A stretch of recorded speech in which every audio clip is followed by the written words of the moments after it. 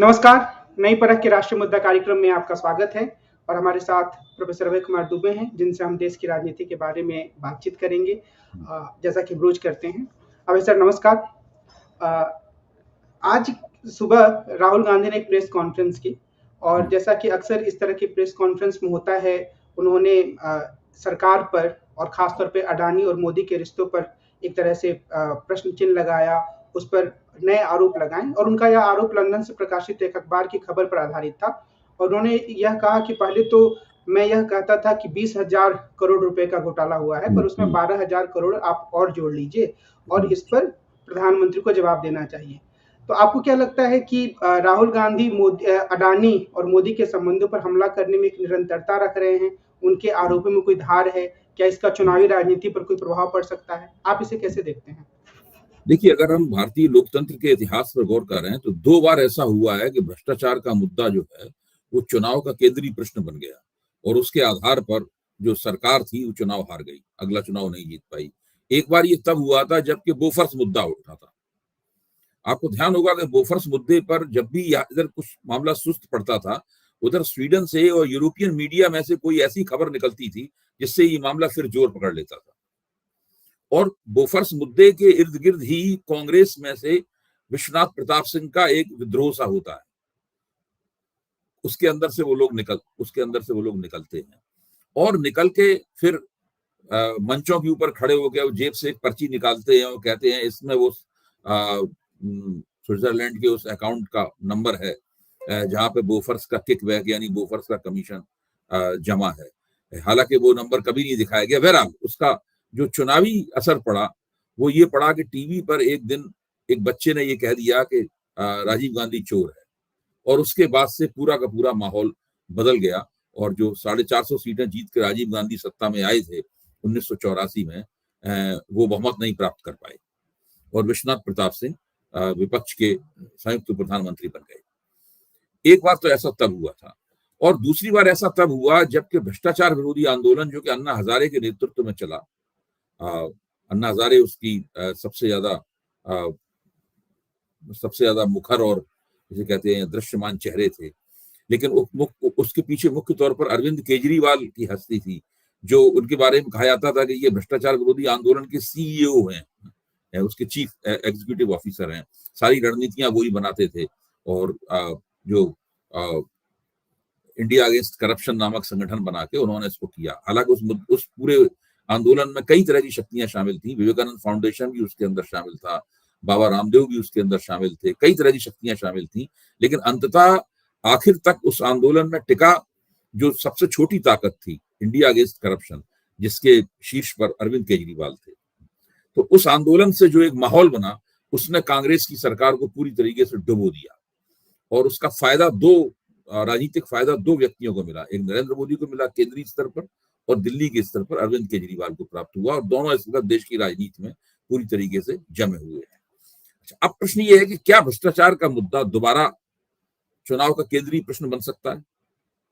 क्या वैसी ही स्थिति है जैसी स्थिति 89 के चुनाव में थी, जबकि राजीव गांधी बहुमत नहीं प्राप्त कर पाए थे बोफर्स सौदे में कमीशन के आरोपों के कारण, या 2014 में जबकि भ्रष्टाचार विरोधी आंदोलन से बने हुए माहौल के कारण कांग्रेस की नैया तकरीबन डूब गई उस चुनाव में? क्या वैसी स्थिति है भी? हम लोगों को इस प्रश्न पर सोचना चाहिए। क्या वैसी स्थिति बनाने के लिए विपक्ष की तरफ से कोई सुचिंतित और योजनाबद्ध और प्रभावी किस्म का प्रयास किया जा रहा है? क्या उस प्रयास के इर्द गिर्द मीडिया और नागरिक समाज की शक्तियां, गैर राजनीतिक शक्तियां, मध्यवर्गीय समाज के लोग, उनके नुमाइंदे क्या खड़े होकर उस पूरे मुद्दे में अपनी आवाज मिला रहे हैं? क्या कोई ऐसा आंदोलन चल रहा है सड़क के ऊपर?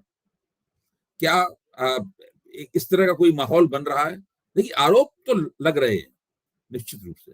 ये असंभव है कि कोई सरकार 10 साल तक सत्ता में हो और उनके खिलाफ आरोप न लगे। जब नरेंद्र मोदी गुजरात के मुख्यमंत्री थे और गुजरात के मुख्यमंत्री वो 12 वर्ष तक रहे, उनके खिलाफ भी भ्रष्टाचार के आरोप उनके खिलाफ लगते थे, कांग्रेस लगाती थी, लेकिन वो आरोप चिपकते नहीं थे, जनता उन आरोपों पर विश्वास नहीं करती थी। इसके पिछले चुनाव के पहले राफेल सौदे को लेकर भाजपा और नरेंद्र मोदी के ऊपर आरोप लगाए गए थे। मैं ये मानता हूं कि जो गौतम अदानी वाला मुद्दा है, ये अभी तक नरेंद्र मोदी के ऊपर लगाए गए आरोपों में सबसे ज्यादा प्रभावशाली और असरदार मुद्दा समझ में आता है।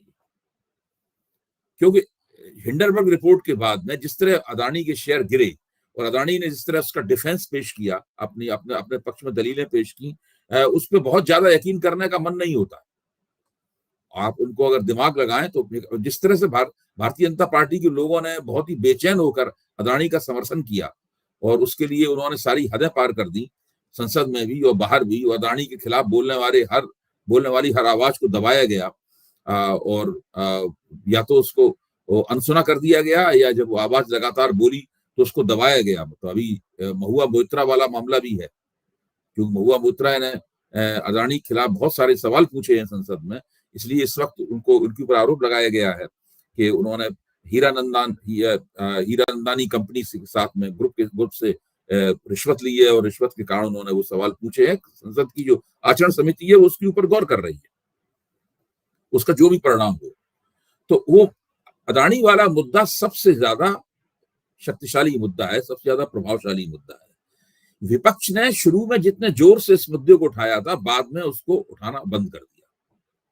यहाँ तक कि भाजपा के प्रवक्ताओं ने टीवी के ऊपर कहा कि ये जो आपने आप लोग जो आरोप लगा रहे हैं, हो सकता है इनमें सच्चाई हो, लेकिन अगर इनमें सच्चाई है तो विपक्ष इस मुद्दे को क्यों नहीं उठाता।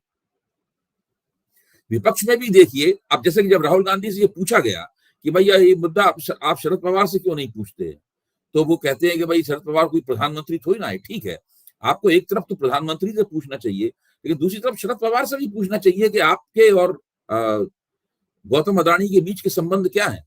आपने गौतम अदानी के ऊपर जो विपक्ष ने आरोप लगाया, आपने गौतम अदानी की तरफदारी क्यों की, और आपने गौतम अदानी के साथ बैठ के 2.5 घंटे क्या बातचीत की। इससे विपक्ष का पूरा चेहरा जो है वो कमजोर होता है, विपक्ष की पूरी छवि कमजोर होती है, उसके दावे की वैधता पर सवालिया निशान लग जाता है। तो ये इन तमाम बातों से अदानी का मुद्दा, जो कि भारतीय जनता पार्टी और नरेंद्र मोदी के खिलाफ एंटी इनकम्बेंसी का ट्रिगर पॉइंट बन सकता था, वो ट्रिगर पॉइंट बनने से चूक गया। और धीरे धीरे जब मुद्दा पुराना पड़ता जाता है और आप जब दिए में तेल नहीं डालेंगे तो दिया जलने बुझने की स्थिति में आ जाएगा। भाई दिए में तो लगातार आपको तेल डालना पड़ेगा, तभी तो दिया लगातार जोर से जलेगा। पर थोड़ी देर बाद दिए की लौ कम हो जाएगी, वो बुझने के बिल्कुल करीब पहुंच जाएगा, उससे कोई रोशनी पैदा नहीं होगी। आप दिए में देर में तेल बार बार बीच में लंबे अरसे तक आप तेल डालते नहीं है दिए में, तो उससे कोई मुहिम नहीं बनती, कोई माहौल नहीं बनता। जैसा माहौल 1989 के चुनाव से पहले बना था, वैसा माहौल इस वक्त देश में नहीं है। जिस तरह का माहौल 2014 के चुनाव से पहले बना था, वैसा माहौल भी देश में इस वक्त नहीं है। बावजूद इसके कि विपक्ष के पास मुद्दा है, लेकिन विपक्ष उस मुद्दे को चुनाव को प्रभावित करने वाला मुद्दा बनाने में अभी तक मेरी निगाह में नाकाम रहा है। प्रश्न ये नहीं है कि राहुल गांधी जो कह रहे हैं वो सही क्या है, गलत क्या है, सही है गलत है।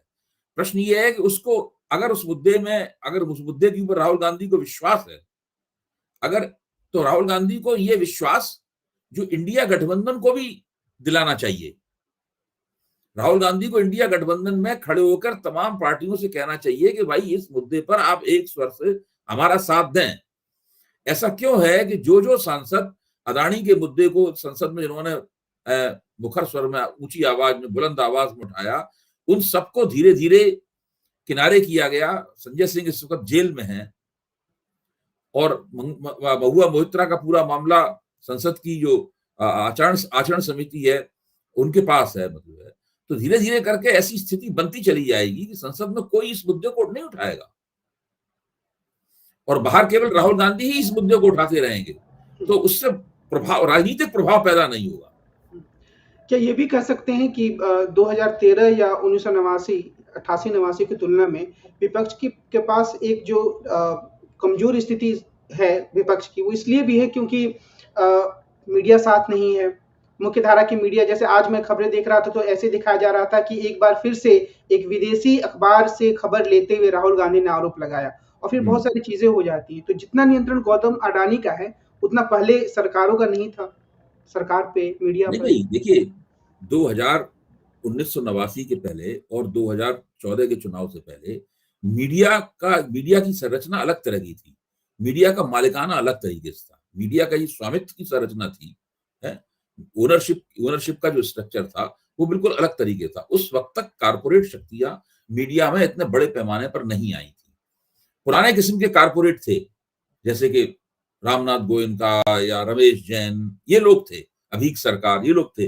लेकिन नए नए जो नई कारपोरेट शक्तियां वो नहीं थी। इस वक्त क्या है कि अगर आप गौतम अदानी के पास तो एनडीटीवी पूरा चैनल है। ये वो चैनल है जो पहले भारतीय जनता पार्टी और नरेंद्र मोदी की सरकार के प्रति आलोचनात्मक रवैया अख्तियार करता था।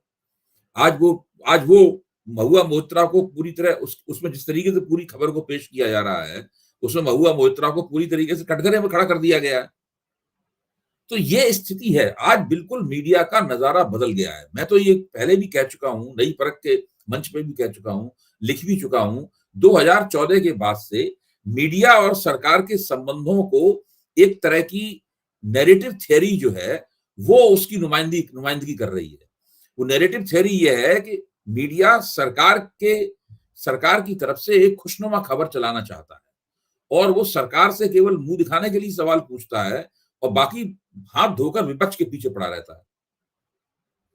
तो वो हमेशा कहता है, विपक्ष से कहता है कि आप अपनी लेजिटिमेसी, आप अपनी वैधता, अपनी साख साबित कीजिए।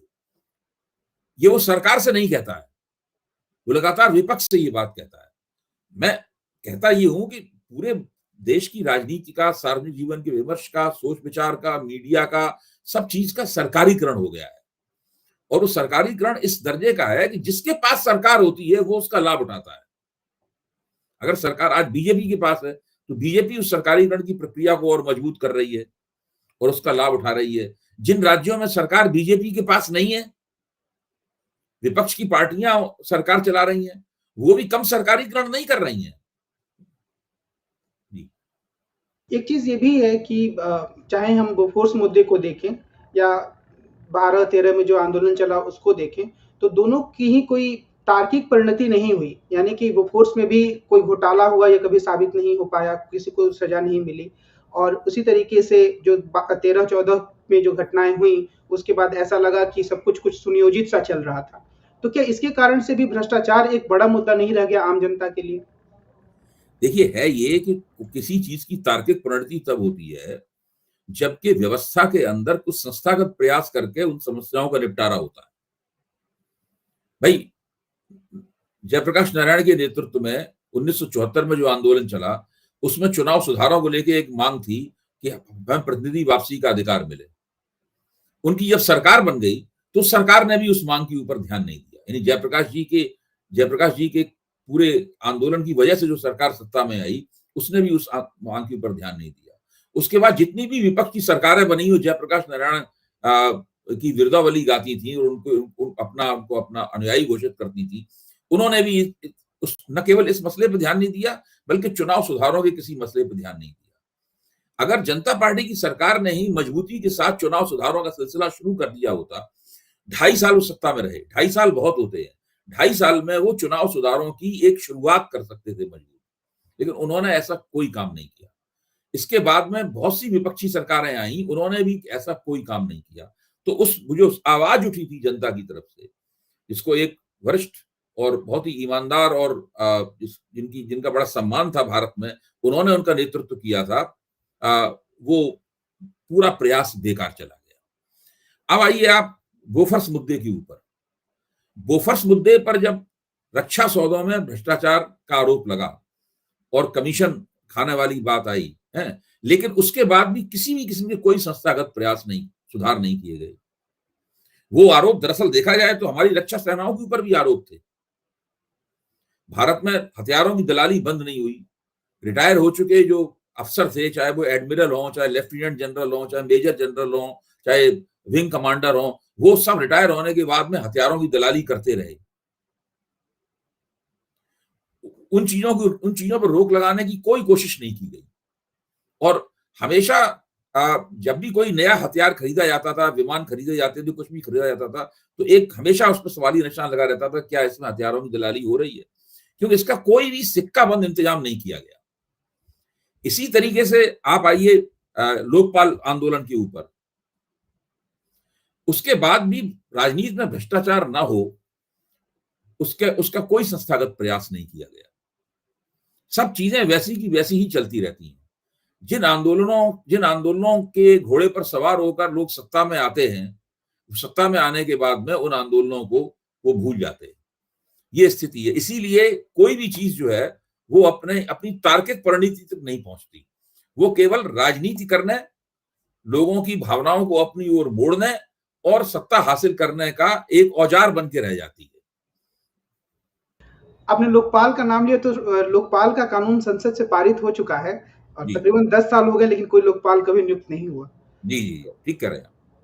एक दूसरी घटना की तरफ बढ़ते हैं। आज अखिलेश यादव का मैं बयान देख रहा था, तो उन्होंने कुछ अच्छी बातें कही। उन्होंने थोड़ी निराशा व्यक्त की कि कांग्रेस ने उन्हें कोई सीट नहीं दी, लेकिन उन्होंने ये कहा कि हमारे भी कार्यकर्ता हैं, हमारे भी नेता हैं, वो भी चुनाव लड़ना चाहते हैं, तो हम उन्हें कैसे मना करें और फिर वो कहाँ जाएंगे। तो इसके कारण से कांग्रेस को ये सोचना चाहिए कि वो क्या कर रही है और उसे हमारे साथ गठबंधन करना चाहिए था, क्योंकि पिछली बार भी हमने उनकी मदद की थी।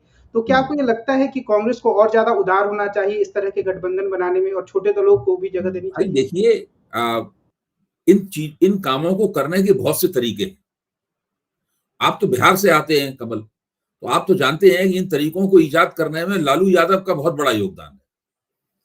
लालू यादव एक इस तरह के नेता थे कि जब वो किसी व्यक्ति को अपनी पार्टी से टिकट नहीं दे पाते थे, तो वो दूसरी पार्टी से उसको टिकट दिलवा देते थे। ऐसा भी तो होता है, और अन्य प्रदेशों में भी इस तरह का होता है। जब अपनी पार्टी से टिकट नहीं दे पाते हैं, तो अपनी कोई हमदर्द पार्टी है जिसका आला कमान आपका दोस्त है, आपके साथ गठजोड़ में है, तो आप वहां से उसको टिकट दिलवा देते हैं। तो मेरा मानना यह है कि राजनीति में व्यवहारिक दृष्टिकोण अपनाते हुए वहां की कांग्रेस को, अखिलेश यादव के लोगों को कहीं ना कहीं से टिकट दिलवाने और चुनाव लड़ने का उन्हें शौक है, चुनाव लड़ना चाहते हैं। जाहिर है कि वो चुनाव जीतने के लिए नहीं लड़ना चाहते, चुनाव लड़ने के लिए लड़ना चाहते हैं, तो उनको टिकट दिलवा देना चाहिए। मेरा सुझाव तो इसमें यही है। हो सकता है कुछ लोगों को ये सुझाव हल्का लगे, लेकिन राजनीति कई तरीके से, कई चरणों में और कई मुकामों पे होती है। ये राजनीति का पुराना तरीका है कि आप सब लोगों को खुश नहीं कर सकते। हर व्यक्ति को आप जो टिकट मांग रहा है उसको टिकट नहीं दे सकते। तो जिनको आप टिकट नहीं दे सकते हैं, उनको आप कई तरीके से संतुष्ट करते हैं। एक संतोष ये होता है कि इस बार चुनाव मत लड़िए, आगे आपका ध्यान रखा जाएगा। अगर हमारी सरकार बनाने में मदद कीजिए, सरकार बन गई तो हम आपका ध्यान रखेंगे, हम आपको कोई कारपोरेशन देंगे, वगैरह वगैरह। बहुत सारे उनको आश्वासन दिया सकते हैं, उन्हें कुछ भरोसे थमाए जा सकते हैं। जो लोग फिर भी नहीं मानते, उनको सहयोगी पार्टियों के जरिए टिकट दिलवा दिया जाता है। यहां तक कि सहयोगी पार्टियां भी, जो बड़ी पार्टी है उसके नेता से कहती है कि भाई 2 आदमी ऐसे हैं, इनको टिकट दिलवाना बहुत जरूरी है, हम तो नहीं दे पा रहे हैं, आप अपनी पार्टी से टिकट दे दीजिए उनको।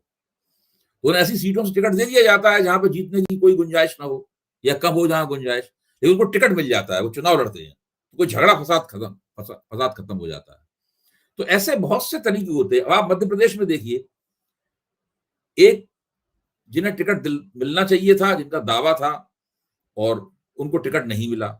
लोग शिकायत करने कमलनाथ के पास गए। कमलनाथ ने मजाक में कहा कि आप जाइए, दिग्विजय सिंह के कपड़े फाड़िए, मेरा नाम मत लीजिएगा। साथ में ये भी कह दिया। तो राजनीति कई लेवल पे होती है। मुझे लगता है कि मध्य प्रदेश में जो कांग्रेस का कामकाज सब लोग देख रहे हैं, कांग्रेस के जो रणनीतिकार हैं दिग्विजय सिंह और कमलनाथ, उन्हें अखिलेश को मिलकर इस बारे में कुछ कर लेना चाहिए। एक सवाल चुनाव से ही जुड़ा हुआ है कि क्या धीरे-धीरे करके चुनाव जो छोटे दल हैं, जो संसाधनहीन दल हैं, उनके लिए तकरीबन नामुमकिन से होते जा रहे हैं, क्योंकि उनके पास संसाधन नहीं होता है और जो तय सीमा है उससे ज़्यादा खर्च करने की ज़रूरत होती है। जो बड़े दल होते हैं वो खर्च करते हैं। तो अभी मैं एक कार्यक्रम देख रहा था जिसमें आप भी थे, संदीप चौधरी का कार्यक्रम था, जिसमें एडीआर के अध्यक्ष ने कहा कि हमारे देश में चुनाव एक स्वांग बनकर रह गया है, एक दिखावा बनकर रह गया है और कोई उसमें बदलाव नहीं होने वाला है। तो क्या आपको लगता है कि कुछ रास्ता है इससे बचने का? देखिए, चुनाव सुधारों की तुरंत बहुत आवश्यकता है। अगर आप देश के लोकतंत्र को स्वस्थ करना चाहते हैं, इस लोकतंत्र में सत्ता का जो बंटवारा होता है वो चुनाव के जरिए होता है, और उसमें एक लेवल प्लेइंग फील्ड, मतलब सबको समान मौका हो, इस तरह की व्यवस्था होनी चाहिए। वो व्यवस्था संस्थागत होती है, कानूनगत होती है, और चुनाव और उसको उसके वॉचडॉग का काम, उसकी देखरेख का काम, सब काम ठीक से हो रहा है, ये काम करने का जिम्मा जो है चुनाव आयोग को है। कहने के लिए जो जो जगदीप छोकड़ साहब कह रहे थे, उसके बाद कांग्रेस के प्रवक्ता सुरेंद्र राजपूत जो कह रहे थे, वो भी बड़ी समझने वाली बात है। आप सोचिए, सुरेंद्र राजपूत ये कह रहे थे कि प्रधानमंत्री आते हैं और वो हमारे, जहां हमारी सरकार है वहां पे हजारों करोड़ रुपए की योजनाओं की घोषणा करते हैं, तो वो T-72 टैंक की तरह आते हैं। हमारे पास तो एक छोटी सी दुनाली बंदूक है, तो हम उसका मुकाबला, उससे क्या हम चुनाव हार जाएं? क्या हम चुनाव उन्हें सौंप दें? हम भी तो कुछ कोशिश करेंगे। तो हमारे मुख्यमंत्री भी चुनावी घोषणाएं करते हैं। तो इस प्रकार से चुनावी घोषणाओं की प्रतियोगिता होती है। जगदीप छोकड़ ये कह रहे थे कि सब लोग जानते हैं कि ये गड़बड़ियां हैं, इसके बावजूद भी इसे लोकतंत्र का उत्सव कहा जाता है। लोग वोट डालने जाते हैं, जनप्रतिनिधि चुना जाता है, वो सरकार बनाता है या विपक्ष में रहता है, अगले चुनाव की तैयारी करता है। तो ये पूरा तरीका चल रहा है। मेरा मानना यह है कि इस तरीके में, और सवाल यह है कि जिन लोगों को चुनाव सुधार करना है वो सत्तारूढ़ दल के मुकाबले घाटे में है। यानी जो पार्टी सत्ता में नहीं है, वो लगातार महसूस करती है कि सत्तारूढ़ दल के पास नई नई घोषणाएं करने का अधिकार है, उसके पास मौका है, शक्ति है उसके पास, उसको सबसे ज्यादा चंदा भी मिल रहा है। लेकिन जब वो, अगर मान ली किसी वजह से वो पार्टी हार जाती है और जो विपक्ष में है वो लोग सत्ता में आ जाते हैं, तो फिर वो उसी तरीके से उसी सत्ता का उसी त्रुटिपूर्ण चुनावी और एक तरफा चुनावी प्रक्रिया है, उसका उपभोग करने लगता है। वो खुद फिर ये नहीं कहता कि भाई इस थोड़ा बहुत चुनाव सुधार कर दिया जाए। मैंने संदीप से कहा भी, और कार्यक्रम में समय सीमित था, लेकिन मैंने कहा भी कि देखिए, अभी अगर कांग्रेस सत्ता में आ जाएगी, मान लीजिए कांग्रेस सत्ता में आ गई, तो क्या कांग्रेस चुनाव सुधारों की फाइल उठाएगी, झाड़ पहुंच के साफ करेगी और चुनाव सुधारों की प्रक्रिया शुरू करेगी? वो नहीं करेगी। भारतीय जनता पार्टी सत्ता में रहने से जो इलेक्टोरल बॉन्ड का पूरा सुख प्राप्त कर रही है, 90% से ज्यादा electoral bond Bharatiya Janata party के खजाने में जाते हैं, फिर वो कांग्रेस के खजाने में जाने लगेंगे। जैसे जैसे कांग्रेस की सत्ता मजबूत होगी, अगर शुरुआत में उखड़ गई तो नहीं, जैसे सत्ता मजबूत होगी, विपक्ष से कांग्रेस का खजाना लगातार भरने लगेगा, तब कांग्रेस इस बात पर कुछ भी नहीं कहेगी। तो ये एक बड़ी भारी समस्या है। और इसमें यह है कि कौन आखिरकार इस काम को शुरू करेगा? इस काम को वो शुरू करेगा जो वास्तव में लोकतंत्र से प्रेम करता है और लोकतंत्र की संस्थागत मजबूती चाहता है। इस वक्त हुआ ये, इसमें कहता हूं हर चीज का सरकारीकरण हो गया है, चुनावी प्रक्रिया का भी सरकारीकरण हो गया है। वो काफी उसका पलड़ा जो है, वो जो सत्ता में पार्टी होती है उसकी तरफ झुका हुआ है। भाजपा केंद्र में सत्ता में और मजबूती जमी हुई है, तो उधर पलड़ा बहुत झुका हुआ लगता है। लेकिन जिन राज्यों में विपक्ष की पार्टियां सत्ता में है, पलड़ा वहां उनकी तरफ झुका हुआ है। और एक चीज ये भी है कि जो चुनाव खर्च की सीमा है उसको कभी भी सही तरीके से लागू नहीं किया जाता है। जैसे दिल्ली विश्वविद्यालय में जो स्टूडेंट यूनियन का इलेक्शन होता है, उसका बजट शायद जितना भी 50,000 है, 1 लाख से ज्यादा नहीं है, लेकिन उसमें खर्च लोग बोलते हैं कि 50 लाख, 60 लाख, 70 लाख तक। ऐसा क्यों है? इसका भी एक कारण है, इसका संस्थागत कारण ये है, कानून ये कहता है कि जो उम्मीदवार है उसकी खर्च पर सीमा लगी हुई है, लेकिन जो पार्टी है उसके खर्च पर कोई सीमा नहीं है। चारों तरफ से मांग ये उठनी चाहिए, हमें और आपको सबको ये मांग उठानी चाहिए कि उम्मीदवार के खर्च की भी सीमा तय हो और पार्टी के खर्च की भी सीमा तय हो।